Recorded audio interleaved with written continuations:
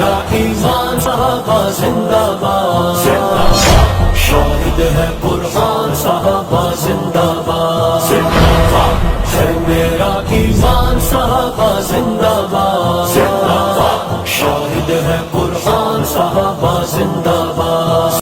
نحمده ونصلی علی رسولہ الکریم، اما بعد فاعوذ باللہ من الشیطان الرجیم، بسم اللہ الرحمن الرحیم۔ ربنا وجعلنا مسلمین لک ومن ذریتنا امة مسلمة لک وارنا مناسکنا وتب علینا انک انت التواب الرحیم۔ ربنا وابعث فیہم رسولا منہم یتلو علیہم آیاتک ویعلمہم الکتاب والحکمۃ ویزکیہم انک انت العزیز الحکیم۔ صدق اللہ العظیم۔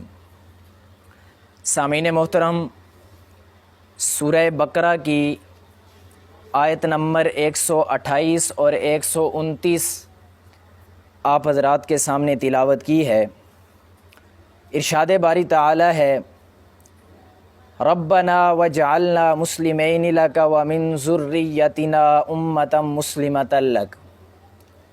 حضرت ابراہیم علیہ السلام اللہ تبارک و تعالی سے دعا فرما رہے ہیں کہ اے اللہ ہمیں اپنا فرما بردار بنا دے، وَمِن ذُرِّيَّتِنَا أُمَّةً مُسْلِمَةً لَكَ، اور ہماری اولاد میں ایک ایسی امت پیدا فرما جو تیری فرما بردار ہو، وَأَرِنَا مَنَاسِكَنَا وَتُبْ عَلَيْنَا إِنَّكَ أَنْتَ التَّوَّابُ الرَّحِيمُ، اور ہمیں اپنی عبادتوں کے طریقے سکھا اور ہماری توبہ کو قبول فرما، انک انت التواب الرحیم، بے شک آپ توبہ قبول کرنے والے اور رحم فرمانے والے ہیں۔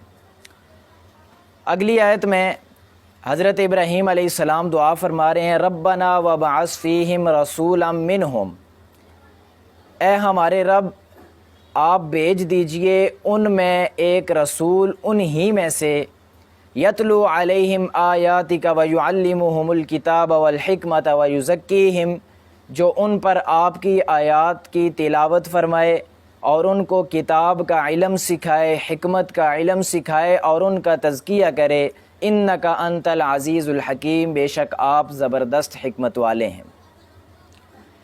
ان آیات میں حضرت ابراہیم علیہ السلام نے پہلی آیت میں دعا مانگی، اے اللہ ہم میں سے ایک ایسی امت پیدا فرما جو تیری فرما بردار ہو۔ یہ قوم اور یہ جماعت جس کی حضرت ابراہیم علیہ السلام دعا فرما رہے ہیں، یہ حضرات صحابہ کرام رضوان اللہ تعالی علیہم اجمعین کی جماعت ہے۔ اس کے بعد اگلی آیت میں حضرت ابراہیم علیہ السلام نے جو دعا مانگی کہ ربنا وابعث فیہم رسولا منہم، اے اللہ ہماری نسل میں سے ایک ایسی امت پیدا فرما جو تیری فرما بردار ہو۔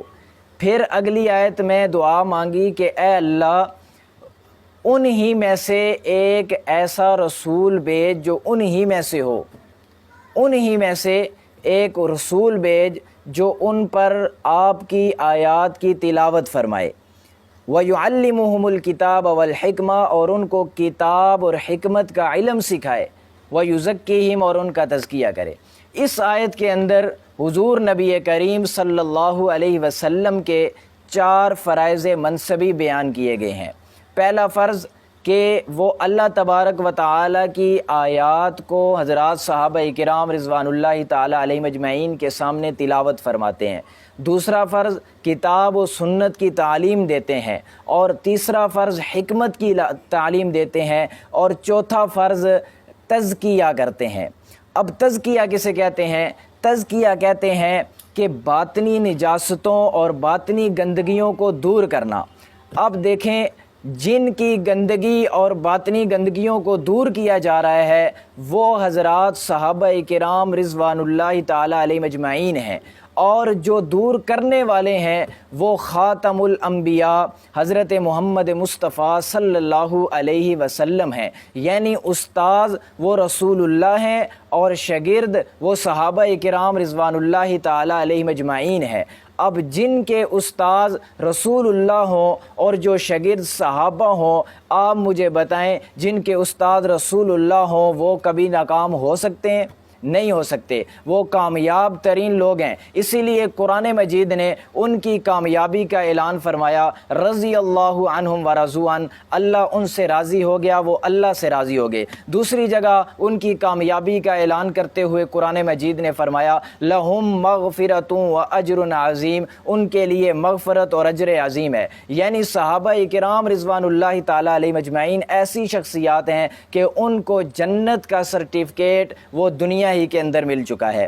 اب اگلی بات یہ ہے کہ جب حضور علیہ السلام نے ان کی تربیت فرمائی، ان کا تزکیہ فرمایا، تو ان کی ایک صفت قرآن کی اس آیت میں بیان ہو رہی ہے، اشداء علی الکفار رحماء بینہم، کہ کفار پر یہ سخت تھے اور آپس میں بہت ہی رحم دل تھے۔